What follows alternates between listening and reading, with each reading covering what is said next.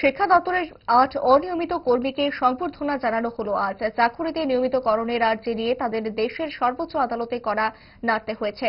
Supreme আদেশে শেষ পর্যন্ত নিজেদের অধিকার ফিরে পেয়েছেন ৮ অনিয়মিত কর্মী। রাজধানীর স্টুডেন্টস হেলথ হোমে এক সংক্ষিপ্ত পরিসরে তাদের সংবর্ধনা জানিয়েছে অনিয়মিত কর্মচারী মঞ্চ।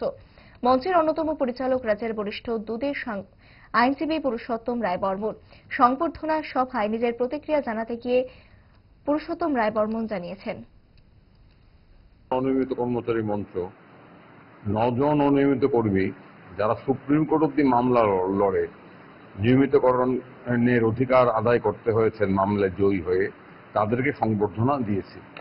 এই সংবর্ধনা অনুষ্ঠানে আমরা সংবর্ধিত করেছি নীলতি রিয়াং, খানরাম রিয়াং, বনবতী ত্রিপুরা, মানকুমার চাকমা, বিমল শুক্লবৈদ্য, সুনীল বিশ্বাস, কাঞ্চন সরকার এবং গোপেন্দ্র শুক্লবৈদ্য।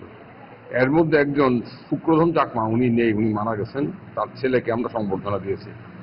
আর ৯ জন ৮ জন হচ্ছেন শিক্ষা দপ্তরের।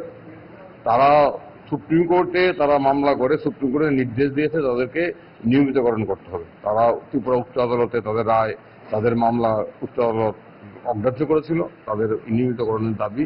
তার বিরুদ্ধে আমরা সুপ্রিম কোর্টে গিয়েছিলাম। সুপ্রিম কোর্ট নির্দেশ দিয়েছে অবিলম্বে তাদেরকে নিয়মিতকরণ করতে হবে। এই ৮ জন, এর মধ্যে শুক্রধন চাকমা মারা গেছেন, বাকি ৭ জন আছেন। আর গোপেন্দ্র শুক্লবৈদ্য হচ্ছে, উনি ধর্মনগর ডিগ্রি কলেজে ডিআরডব্লিউ হিসেবে ছিলেন। 18 সনে তাকে ছাঁটাই করা হয়েছিল। তার বিরুদ্ধে রায় করে আমরা চাকরিতে পুনর্বহাল এবং নিয়মিতকরণের দাবিতে উচ্চ আদালতে এসেছিলাম। ত্রিপুরা উচ্চ আদালত আমাদের পক্ষে রায় দিয়েছিল।